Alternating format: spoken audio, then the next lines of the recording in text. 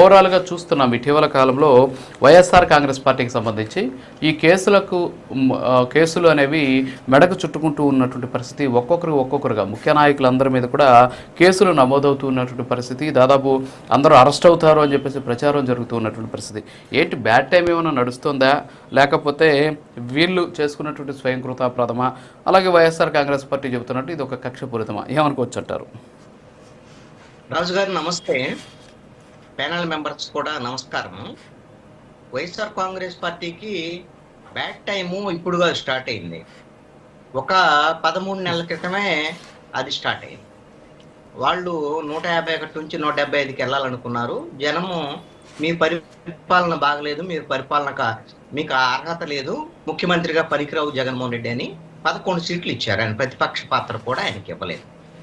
ఈ నేపథ్యంలో ఈ 13 నెలల కాలంలో ఈ ప్రభుత్వం వాళ్ళు అధికారంలోకి వచ్చిన వెంటనే కూటమి ప్రభుత్వం మొట్టమొదటి అసెంబ్లీ సమావేశాల్లోనే ముఖ్యమంత్రి చంద్రబాబు నాయుడు ఈ గత ప్రభుత్వంలో జరిగినటువంటి అవినీతి, అక్రమాలు, కుంభకోణాలు, వీటికి సంబంధించినటువంటి అంశాల మీద మేము దర్యాప్తు జరుపుతాం అనేటువంటి దాని మీద మొట్టమొదటిగా అప్పుడే 7 శాఖలకు సంబంధించి వైట్ పేపర్స్ కూడా రిలీజ్ చేసినటువంటి పరిస్థితి ఉంది. అంటే గత ప్రభుత్వంలో జరిగినటువంటి అక్రమాల మీద ఈ ప్రభుత్వం ఖచ్చితంగా సీరియస్ గా ముందుకెళ్తుందనేటువంటి సంకేతాన్ని కూటమి ప్రభుత్వం ముందే ఇచ్చేసింది. దాంట్లో ప్రధానమైనటువంటి కేంద్ర బిందువుగా అప్పుడు ముఖ్యమంత్రి జగన్మోహన్ రెడ్డి, ఆయన చుట్టూ ఉన్నటువంటి కోటరీ, వీళ్ళే అవినీతి అక్రమాలకు పాల్పడ్డటువంటి వాళ్ళు ఉన్నారు. కాబట్టి వీళ్ళందరూ కూడా ఒకళ్ళొకళ్ళగా ఒక్కొక్క కేసులో జైలుకు వెళ్ళటం అనేటువంటిది ఈ 13 నెలల కాలంలో జరుగుతూనే ఉంది, ఇంకా జరుగుతూనే ఉంటుంది అనేటువంటి సంకేతాలు ఇప్పుడు మనకు కనపడుతున్నటువంటి అంశం. మిథున్ రెడ్డి జైలుకి వెళ్ళాడు. ఏ కేసులో వెళ్ళాడు? మిథున్ రెడ్డి చేసినటువంటి లిక్కర్ స్కామ్ కు సంబంధించినటువంటి అక్రమాలు, వ్యవహారము, ఇవన్నీ అన్ని కళ్ళకు కట్టినట్టు 5 ఏళ్ళు ప్రజలందరూ కూడా చూశారు. సిట్ దాని మీద దర్యాప్తు జరిపింది, ఆధారాలు చూపించారు, దాంట్లో అరెస్టులు చేయటం అనేటువంటి జరిగింది. కసిరెడ్డి రాజశేఖర రెడ్డి వైఎస్ఆర్ కాంగ్రెస్ పార్టీ నాయకుడే. అదేవిధంగా విజయసాయి రెడ్డి జగన్మోహన్ రెడ్డికి ఏటుగా ఉన్నాడు గతంలో, ఇప్పుడు ఆయన మీద కూడా కేసు ఉన్నటువంటి పరిస్థితి ఉంది. ఇప్పుడు పాపం వాళ్ళు తెలుగుదేశము, జనసేన, బీజేపీకి అనుకూలంగా ఉన్నాడు కాబట్టి విజయసాయి రెడ్డి వరకు మరి అతన్ని అరెస్ట్ చేయటం లేదు, అంతవరకు వెసులుబాటు ఇచ్చారు.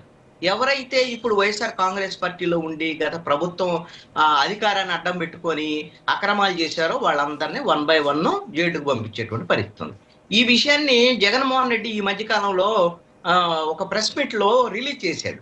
తమ నాయకులందరినీ కూడా అక్రమంగా అరెస్ట్ చేస్తున్నారని ఒక లిస్ట్ ఇచ్చాడు. ఆ లిస్ట్ కింద చూస్తే మీరు మొదలు పెడితే మాచర్ల మాజీ ఎమ్మెల్యే పిల్లిరెడ్డి రామకృష్ణారెడ్డి, ఇప్పుడు ఆయన ఏమన్నా స్వతంత్ర సమరయోధుడు, ప్రజల తరపున పోరాటం చేసి జైలుకి వెళ్ళాడా? ఒక ఎమ్మెల్యేగా ఉన్న సమయంలో ఎన్నికలు జరిగేటప్పుడు అప్రజాస్వామికంగా ఈవీఎంలు పగలగొట్టి జైలుకి వెళ్ళినటువంటి ఆయనకి ఈయన మద్దతు ఇచ్చేటువంటి పరిస్థితి ఉంది. నందిగాం సురేష్ కానివ్వండి, లేకపోతే గత వ్యవసాయ శాఖ మంత్రి కానివ్వండి, వీళ్ళందరూ కూడా వాళ్ళు ఇచ్చినటువంటి లిస్ట్ అంతా కూడా మీరు అర్థం చేసుకోవాల్సినటువంటి అంశం ఏంటి అని అంటే, అన్యాయంగా అక్రమంగా మా వాళ్ళ మీద కేసు పెడుతున్నారు, కేసులు పెట్టి జైలుకు పంపిస్తున్నారని జగన్మోహన్ రెడ్డి ఇచ్చినటువంటి లిస్ట్ అంతా కూడా మీకు అధికారం ఉన్నప్పుడు అధికారాన్ని అడ్డం పెట్టుకొని అక్రమాలు చేసినందువల్ల మీ వాళ్ళందరూ జైలుకు పోతున్నారు అనేటువంటి విషయం ఈ రోజున ప్రజలు గమనిస్తున్నటువంటి అంశం. అంతే తప్ప ఇది కక్ష సాధింపు అనేటువంటి విషయాన్ని మాత్రం నేను అంగీకరించను. ఎందుకు అని అంటే, ఈ విధంగా తప్పులు చేసినటువంటి వాళ్ళు ఖచ్చితంగా జైలుకు వెళ్లాల్సిందే, ఎవరైనా సరే. ఇప్పుడు జగన్మోహన్ రెడ్డి కూడా చెప్తున్నాడుగా ప్రెస్ మీట్లు పెట్టి, రేపొద్దున మేము అధికారంలోకి వస్తే మిమ్మల్ని కూడా జైలుకు పంపిస్తారు. ఎవరైనా సరే తప్పులు చేస్తే ఇప్పుడు కూటమి ప్రభుత్వంలో ఉండేటువంటి వాళ్ళు చంద్రబాబు నాయుడు కానీ, లోకేష్ కానీ, లేదా పవన్ కళ్యాణ్ కానీ, వీళ్ళు ఎవరైనా తప్పులు చేశారనుకోండి ప్రభుత్వంలో ఉండి, వీళ్ళని కూడా ఖచ్చితంగా జైలుకు పంపించాల్సిందే. ఈ విధమైనటువంటిది ఎవరైనా సరే ఇప్పుడు వైఎస్ఆర్ కాంగ్రెస్ పార్టీ ఎదుర్కొంటున్నటువంటి సమస్య వాళ్ళు చేసినటువంటి తప్పుల వల్ల ఎదుర్కొంటున్నటువంటి సమస్య తప్ప ఇంకొకటి కానే కాదు. ఈ రోజున అనిల్ కుమార్ యాదవ్ కానివ్వండి, అదేవిధంగా కరుణాకర్ రెడ్డి కానివ్వండి, వీళ్ళకి సంబంధించినటువంటి వ్యవహారాల్లో ఇవన్నీ కూడా అన్ని అక్రమాలు ఒక్కొక్కటిగా వెలుగులోకి వస్తున్నటువంటి పరిస్థితి ఉంది.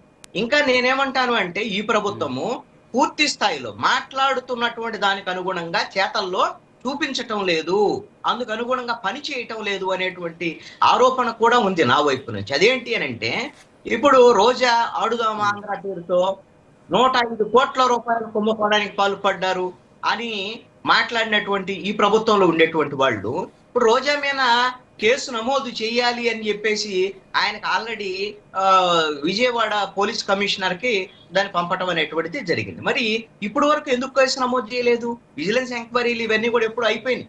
అయిపోయిన తర్వాత ఎందుకు కేసు నమోదు చేయట్లేదు, ఎందుకు తాత్సార్యం చేస్తున్నారు అనేటువంటిది ఉన్నటువంటి ప్రశ్న. అదే విధంగా పేర్ని నానికి సంబంధించి ఈ ప్రభుత్వం కూటమి ప్రభుత్వం వచ్చిన తర్వాత పేర్ని నాని వాళ్ళ సతీమణి వాళ్ళకి సంబంధించినటువంటి గోడౌన్లో అక్రమంగా నిల్వ ఉంచినటువంటి బియ్యానికి సంబంధించి వాళ్ళే వెల్లడించారు, మా దగ్గర అక్రమంగా ఈ విధంగా బియ్యం ఉన్నాయి, మేము అదనంగా పెనాల్టీ కడతామని. పెనాల్టీలు కట్టినటువంటి పరిస్థితి వాళ్ళు చెప్పేంత వరకు ఇక్కడ ఉండేటువంటి ఎవరు కూడా ఈ అక్రమ బియ్యానికి సంబంధించినటువంటి వాళ్ళు ఎవరు కూడా ప్రభుత్వంలో ఉన్నవాడు పట్టుకోలే. సరే పట్టుకున్న తర్వాత అయినా సరే వాళ్ళ మీద కేసులు పెట్టిన తర్వాత అయినా సరే ఎందుకు అరెస్ట్ చేయలేదు? వాళ్ళని అరెస్ట్ చేయకుండా వదిలిపెట్టేటువంటి పరిస్థితి. అంటే ఈ విషయంలో కొంతమందిని వీళ్ళకి అనుకూలంగా రాజకీయంగా ఉన్నటువంటి వాళ్ళనేమో కొంతమందిని వెసులుబాటు ఇచ్చి విజయసాయి రెడ్డి లాంటి వీళ్ళకి అనుకూలంగా రాకపోతే ఇంకా వైసీపీలో ఉంటే వాళ్ళని బెదిరించేటువంటి ధోరణి, వెళ్ళేటువంటి ధోరణి కనపడుతున్నటువంటి పరిస్థితి ఉంది. ఆ ధోరణి కాకుండా తప్పు చేసినటువంటి ప్రతి వాళ్ళని అరెస్ట్ చేయాల్సిందే అని ప్రజలు కోరుకుంటున్నటువంటి అంశం. Okay sir. Apparao garu, good morning sir. సరే, ఓకే, ఇప్పుడు వరుసగా అరెస్టులు అవుతున్నారు, కేసులు నమోదవుతున్నాయి.